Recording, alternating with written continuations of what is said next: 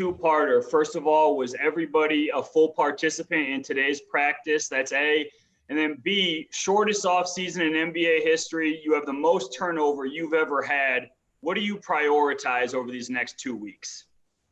Good to see you as well, Mike. Prioritizing moving forward, 7 new players. And this, to your point, is the first time we've had this much turnover. Continuity has long been one of our strong points. And, so it's on me, it's on our returning players to help get these 7 new players up to speed. And more importantly, make these 7 new players feel like they're a part of this, trying to create that chemistry as we go along. You said it, this is going to be a challenge because it is the shortest offseason in NBA history.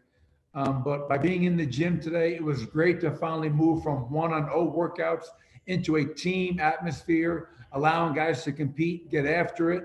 I showed a brief introductory highlight reel of the 7 new players, so our new returning guys could kind of see exactly who our new players are and what their strengths are. As far as the practice in and of itself, everybody participated in the practice. When we got to the live portions of practice, we held Will Barton out for a little bit just to be precautious.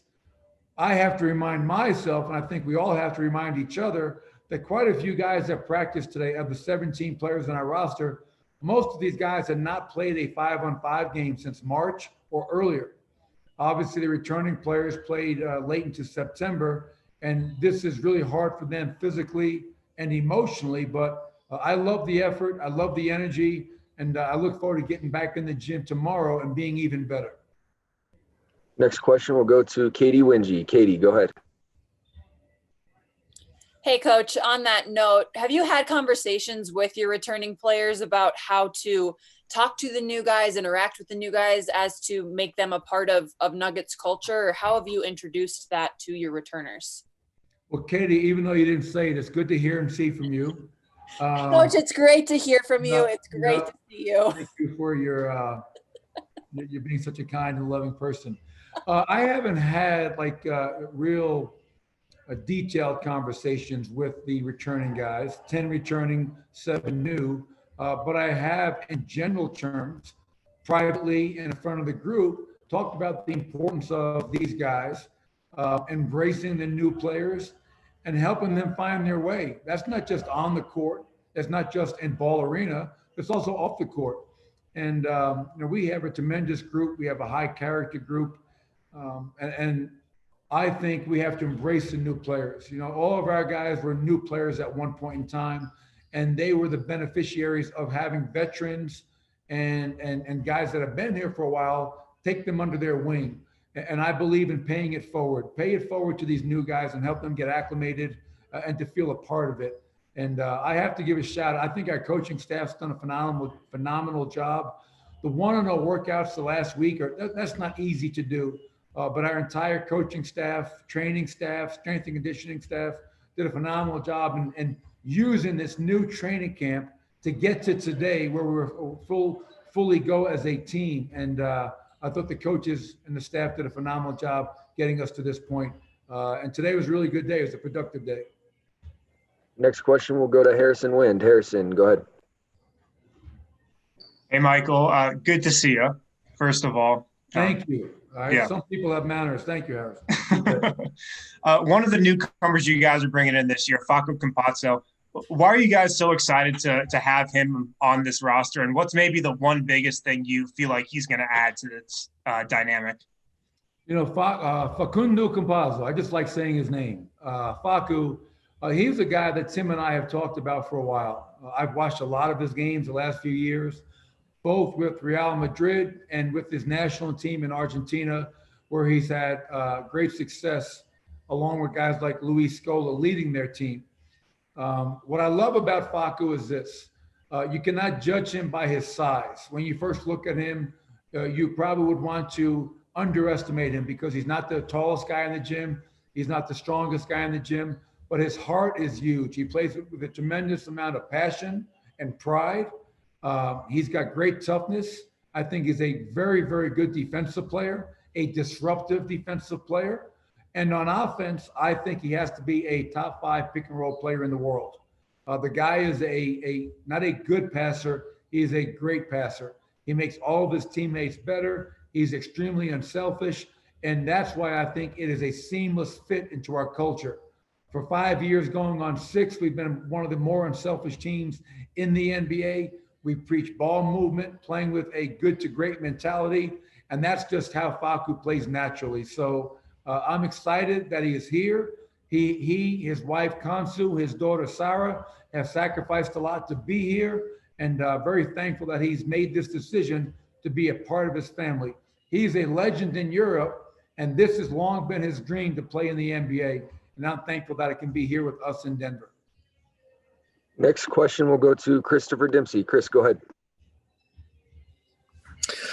Coach, good to see you. I know you can't see me. Good to hear from you.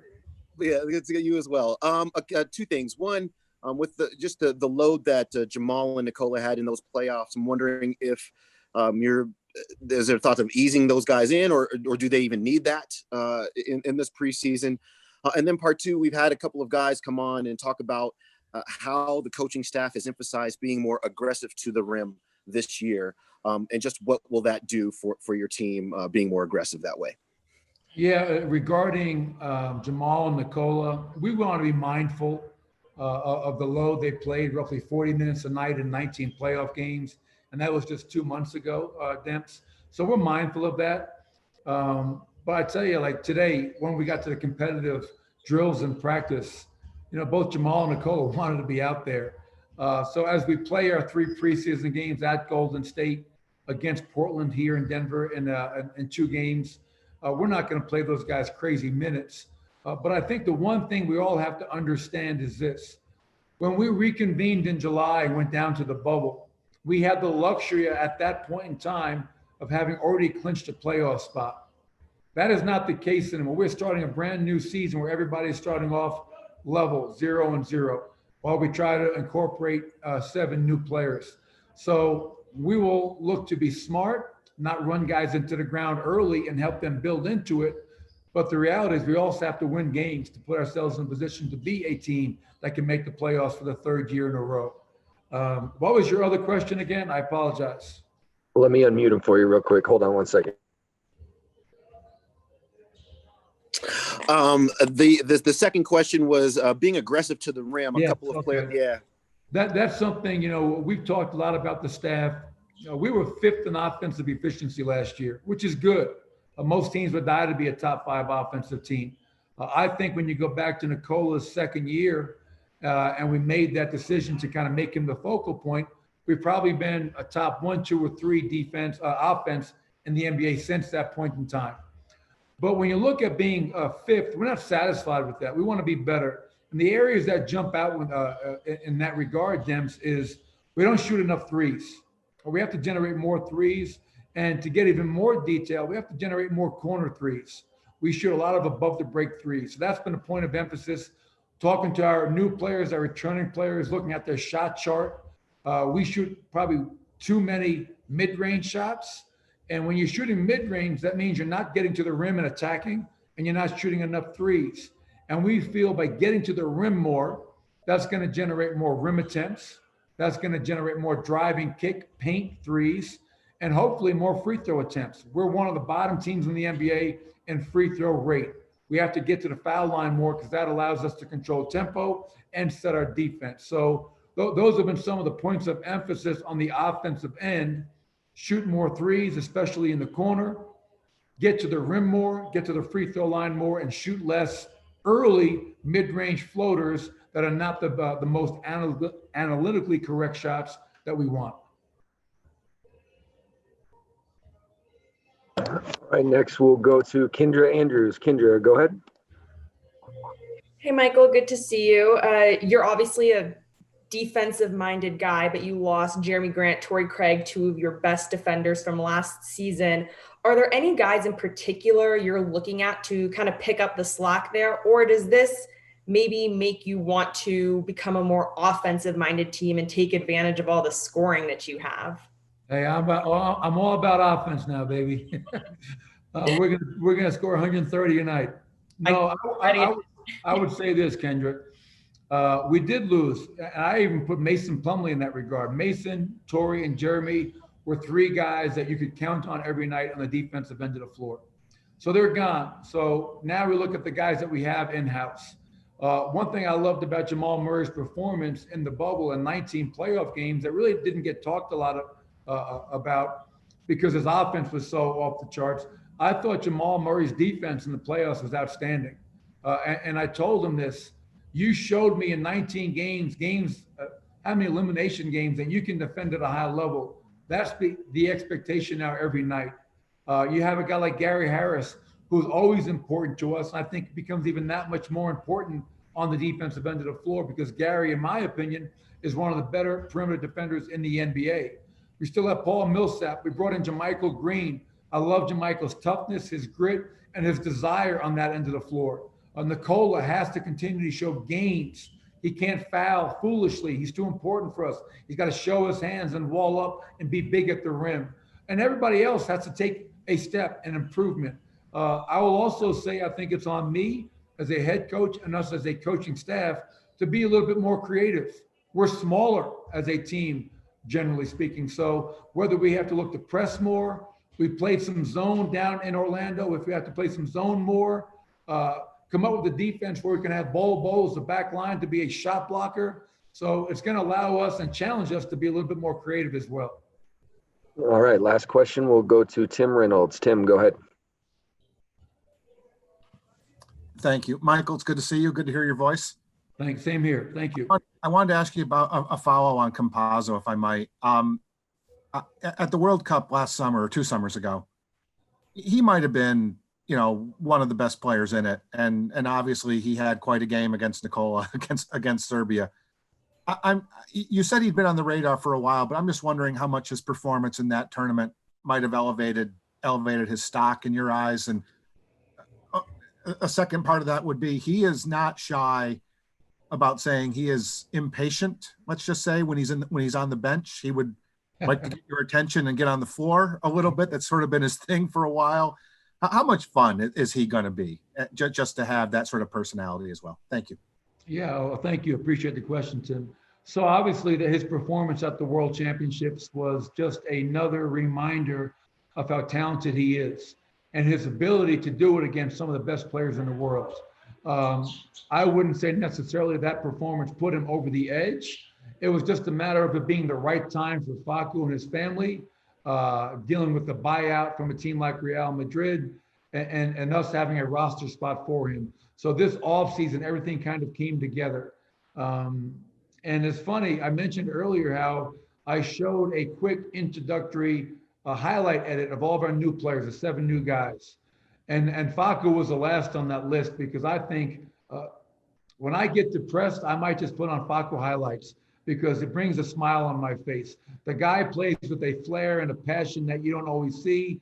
Very common for guards in Argentina to have that flair. And one of the plays on the highlight edit today, and right when it came on, Nikola Jokic started cursing me out because it was one of the best passes I've ever seen against Serbia in the World Championship. But he will be really fun to watch. I think when he gets a chance to get on the floor and play, I think our fans watching at home, unfortunately, they won't be watching in Ball Arena to start. But I don't see how you can not fall in love with a young guy like Facu. He's small in stature, but like I said, you can't judge him by that. You judge him by his heart, which is very, very large. And he makes plays that most people don't even think about or see. He's like Nikola in that regard. I think on our roster now, and this is no disrespect to other players like Jamal, Monte, PJ, other guards, but we have in Nikola Jokic and Facundo Campazzo, 2 of the best passers in the world. And even today in practice, our guys have to get used to playing with him. If you don't have your eye on the ball, he's going to break your nose because the ball is going to find you. And once our guys get comfortable and used to playing with him, they're going to realize that he's going to get you open shots. And who does not like playing with a guy like that? So thrilled that he's here, and he's going to help my Spanish. All right, Coach, that'll do it. We appreciate it. Thank you. Well, I'm just a little disappointed. I see Chris Marlowe on the call, and I was expecting a a question from Marlo. He's probably been watching volleyball all off season, but Chris Marlo, it's good to see you out there, brother. See you guys. We'll do it again tomorrow. Thanks, Chris. All right, see you guys.